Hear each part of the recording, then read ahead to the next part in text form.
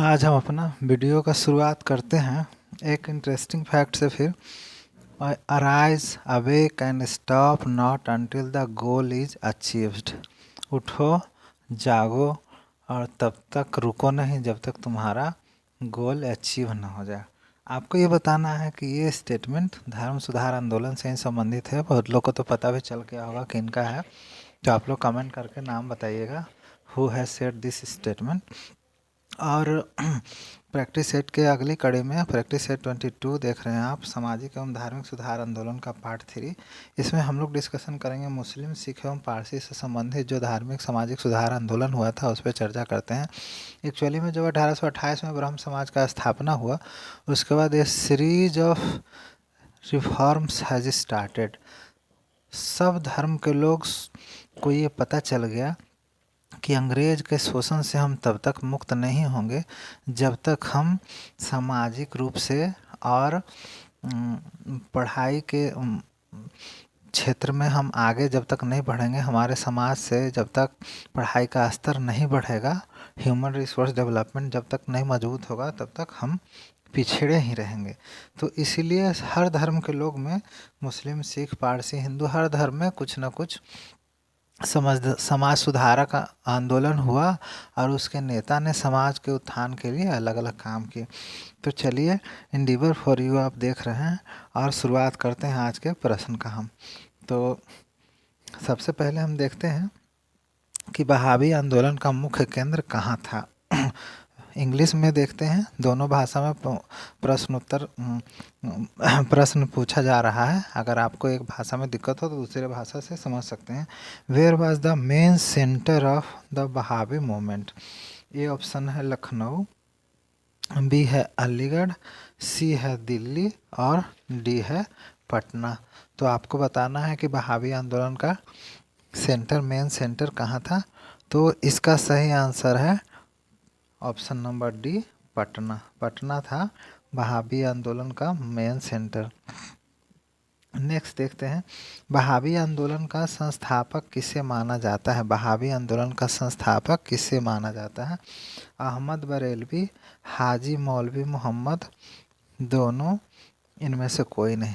देखिए, मैक्सिमम जगह आपको Wahhabi who is considered the founder of the Wahabi movement, Wahhabi आंदोलन का संस्थापक किसे माना जाता है? अहमद बरेलवी, हाजी मौलवी मोहम्मद, दोनों, इनमें से कोई नहीं। यहाँ सही आंसर होगा यहाँ पे दोनों। एक्चुअली में सबसे ज़्यादा नाम प्रचलित है अहमद बरेलवी का, लेकिन इसके संस्थापक इन दोनों व्यक्तियों को माना जाता है। और फिर इसे संबंधित एक फैक्टर और देख लेते हैं कि प्रारंभिक रूप से यह आंदोलन पंजाब में सिख सरकार के विरुद्ध चलाया गया था। और ये एक इस्लामिक रिवाइवलिस्ट मूवमेंट था, इस्लाम को पुनर्जीवित करने के लिए। और जो ओरिजिनल इस्लाम का जो स्ट्रक्चर था उसमें कोई भी बदलाव ये नहीं चाहते थे। ये आंदोलन मुख्य रूप से सैयद अहमद बरेलवी के द्वारा लीड किया गया है और ये 1830 में मूवमेंट एक्टिव था। और 1857 के आंदोलन में ये ब्रिटिश के अगेंस्ट में जिहाद, इसको ऐसे समझते हैं, it was an Islamic revivalist movement who was oppose to any change into the original Islam. The movement was led by Syed Ahmad Barelvi. The movement was active since 1830 but in the wake of 1857 revolt it turn into an armed resistance, a jihad against British लोगों के खिलाफ जिहाद के रूप में ये शुरू हुआ। फिर नेक्स्ट देखते हैं, तीसरा प्रश्न देख रहे हैं आप, अलीगढ़ आंदोलन के संस्थापक कौन थे? अलीगढ़ आंदोलन के संस्थापक कौन थे? सर सैयद अहमद खां, बी है who was the founder of Aligarh movement? Who was the founder of Aligarh movement? ये है सर सैयद अहमद खान, नज़ीर अहमद, चिराग अली, मौलाना शिबली नुमानी। तो आपको पता ही होगा कि ये सर सैयद अहमद खान था अलीगढ़ आंदोलन के मेन नेता। और अलीगढ़ आंदोलन से एक जर्नल संबंधित था, पत्र जिसका नाम था तहजीब उल अखलाक। अब नेक्स्ट सवाल देखते हैं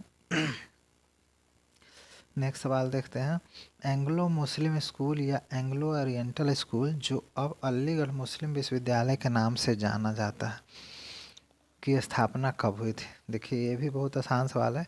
when was Anglo Muslim school और एंग्लो ओरिएंटल स्कूल, देखिए ये सब इसी का नाम है, now known as AMU, Aligarh Muslim university.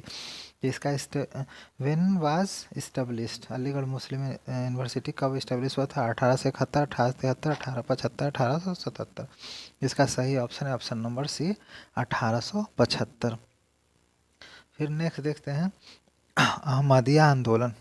Ahmadiyya आंदोलन के, देखिए यहाँ पे के छूट गया है टाइपिंग में। अहमदिया आंदोलन के संस्थापक कौन थे? अहमदिया आंदोलन के संस्थापक कौन थे? Who was the founder of Ahmadiyya movement? तो चिराग अली है, मिर्ज़ा गुलाम अहमद, सर सैयद अहमद, अहमद बरेलवी। तो अहमदिया आंदोलन के संस्थापक थे ऑप्शन नंबर बी, इनका नाम है मिर्ज़ा गुलाम अहमद। फिर और जानकारी ले लेते हैं। इसकी स्थापना पंजाब के कादिया नामक जगह पर हुई थी, इसलिए इसको कादिया आंदोलन भी कहा जाता है, और इसकी स्थापना 1889 में हुआ था। नेक्स्ट सवाल देखते हैं, अहमदिया आंदोलन के बारे में क्या सत्य है? What is true about Ahmadiyya आंदोलन? इस आंदोलन के नेता स्वयं को हजरत मोहम्मद के बराबर मानते थे। The leaders of this movement considered themselves equal to Hazrat Mohammad. B option है, इसके नेता स्वयं को मसीह उल मौद कहते थे। Its leader use to call themselves Masih ul Maud. C है, मिर्ज़ा गुलाम अहमद स्वयं को श्री कृष्ण का अवतार भी मानना शुरू कर दिए थे। इसको इंग्लिश में देखिए, Mirza Ghulam Ahmad started considering himself as an incarnation of Shri Krishna. और डी ऑप्शन है सभी सत्य है, ऑल ऑप्शन आर करेक्ट। तो यहाँ सही आंसर होगा ऑप्शन नंबर डी। ये अहमदिया आंदोलन के बारे में आपको इतना सारा फैक्ट रखा गया है कि आप इसे ध्यान में रखें। अगर मिलाने वाला हो या एनालिटिकल सवाल हो तब भी आप इसका जवाब दे सकते हैं। नेक्स्ट सवाल देखते हैं, देवबंद स्कूल से संबंधित है। देवबंद स्कूल के संस्थापक कौन थे? Who was the founder of Deoband school? A है मोहम्मद कासिम ननौखी, बी है रशीद अहमद गंगोही, सी है दोनों, डी है इनमें से कोई नहीं। तो देखिए इसका सही आंसर होगा दोनों। देवबंद स्कूल के संस्थापक कौन थे? मोहम्मद कासिम ननौखी और Rashid Ahmad. Who was the founder of Deoband school? और देवबंद स्कूल का स्थापना हुआ था उत्तर प्रदेश के सहारनपुर में, और इसका स्थापना हुआ था 1866-67 में।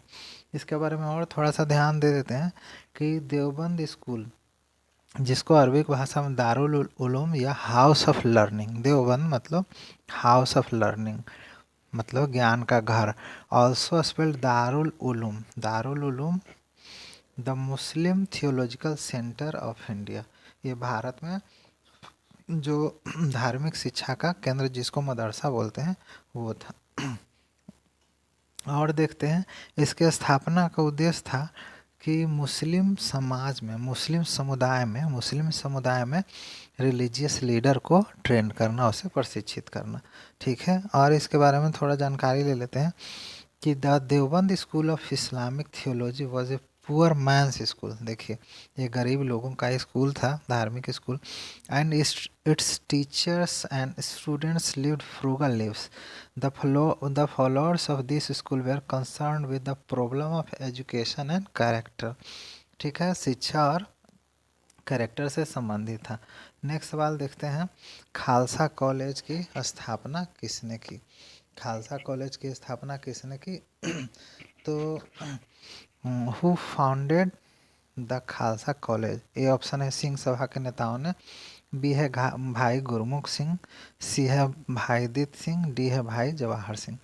तो खालसा कॉलेज की स्थापना सिंह सभा गठित हुआ था उसके नेताओं ने किया था।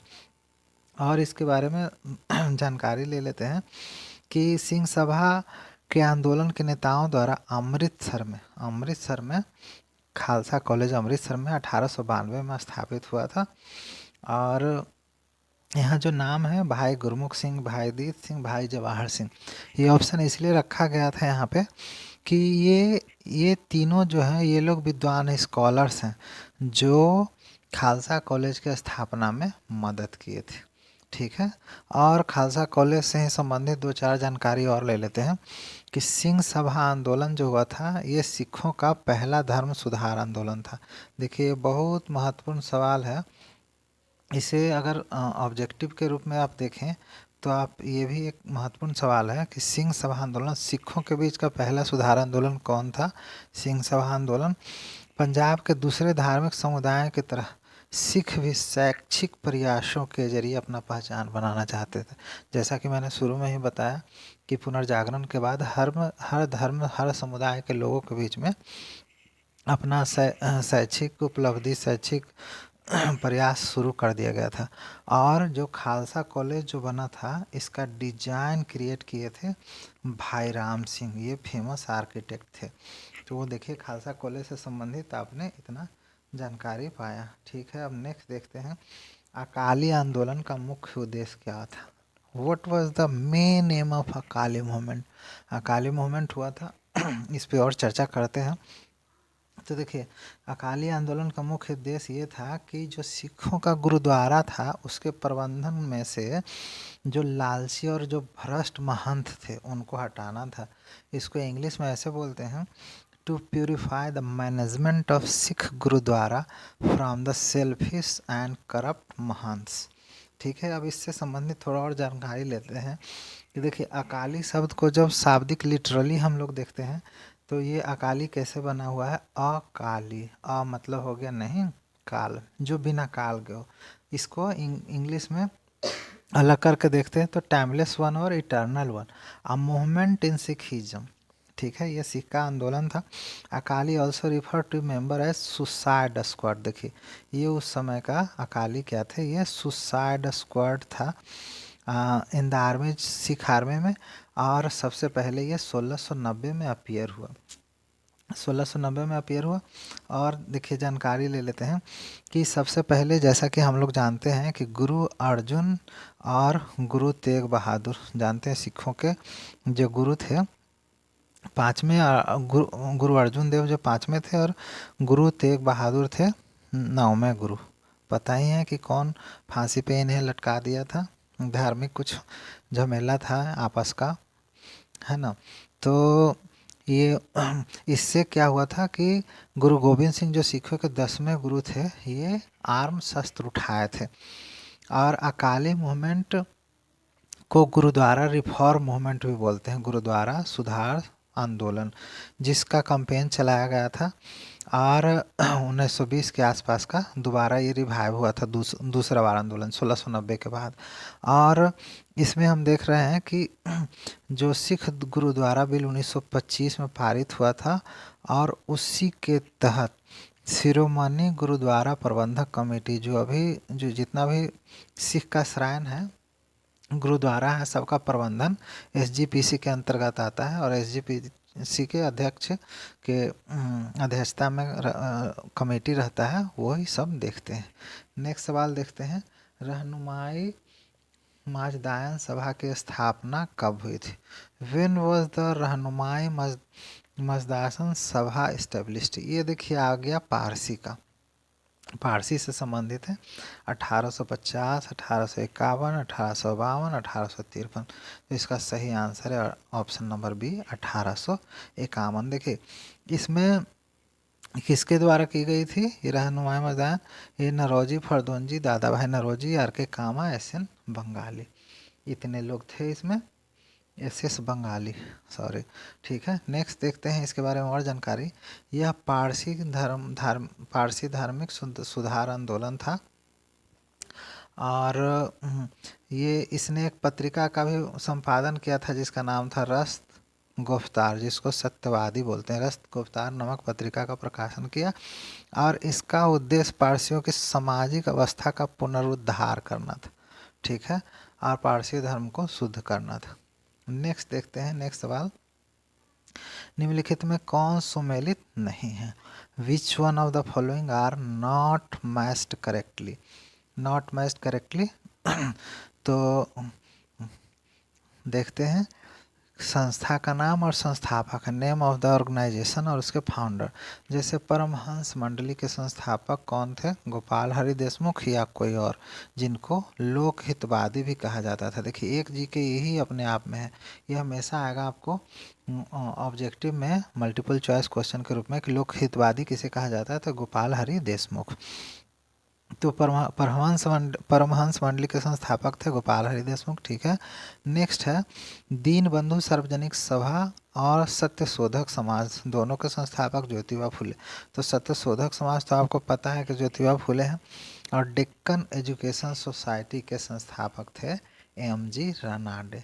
तो अगर आपको दीनबंधु सार्वजनिक सभा के बारे में जानकारी है तो सही आंसर दीजिए। तो यहाँ पे ये भी सही है, तो यहाँ पे कौन सुमेलित नहीं है, यहाँ पे सारे सुमेलित हैं, इसलिए यहाँ पे सारे सवाल सही हैं। नेक्स्ट देखते हैं अगला सवाल, प्रश्न संख्या 12। ये है नदवतुल उलमा नदवा उल उलूम नदवातुल उलूम संस्था की स्थापना किसने की। देखिए ये उर्दू में भी लिखा हुआ है जैसे इसमें ना हर जगह ये जो सुधार आंदोलन जो हुआ था इसमें हर जगह इसका अलग अलग नाम दिया हुआ है, तो मैंने सारे नामों को इकट्ठा कर लिया है। नदवतुल उलमा नदवा उल उलूम नदवातुल उलूम संस्था की स्थापना किसने की, who founded Nadwatul Uloom institution, इसका नाम था मौलाना शिबली नोमानी। मौलाना शिबली नोमानी नाम याद रखिएगा। कब किए थे, 1894 में। कहाँ किए थे, लखनऊ में। देखिए इसका मेन ऑब्जेक्टिव उद्देश्य क्या था, ऑब्जेक्टिव क्या था स्थापना का, मुस्लिम एजुकेशनल सिस्टम से संबंधित था, मुसलमानों की शिक्षा से।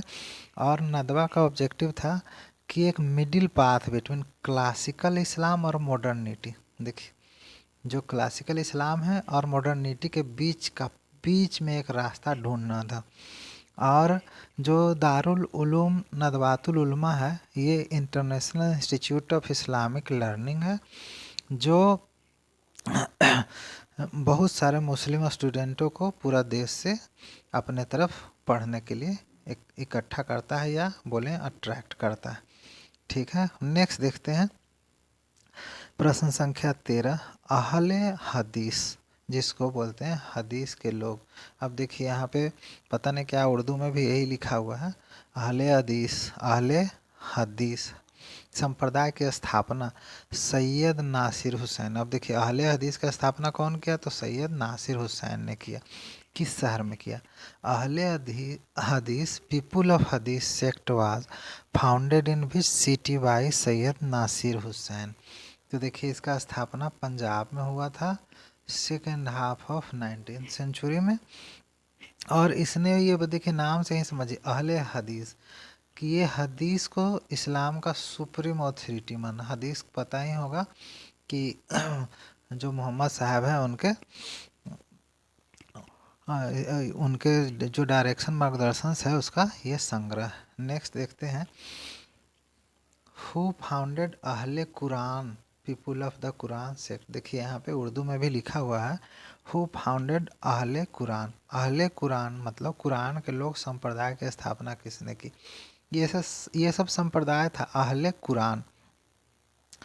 तो इसके संस्थापक थे अब्दुल्ला चक्रअल्वी। देखिए अब्दुल्ला चक्रअल्वी इनका नाम है, ये भी पंजाब जैसे अहले हदीस हुआ था, तो ये अहले कुरान भी पंजाब में ही हुआ था, ये भी 19th century late 19th century में। और इसके सदस्य को चक्रअल्वी किए थे, तो चक्रअल्वीज बोलते थे। और ये बोलता था कि Quran supreme authority of Islam, जो कुरान है ये इस्लाम का सुप्रीम ऑथोरिटी है। तो अहले हदीस और अहले कुरान में आप अंतर समझ गए होंगे। अब नेक्स्ट सवाल देखिएगा, उसके पहले आप ही बता दीजिएगा कि ये जो वीडियो आपने देखा आपको पसंद आया कि नहीं आया। और अगर सचमुच पसंद आ गया तो आप एक लाइक ठोक दीजिएगा। Thanks for being with us and thanks for watching.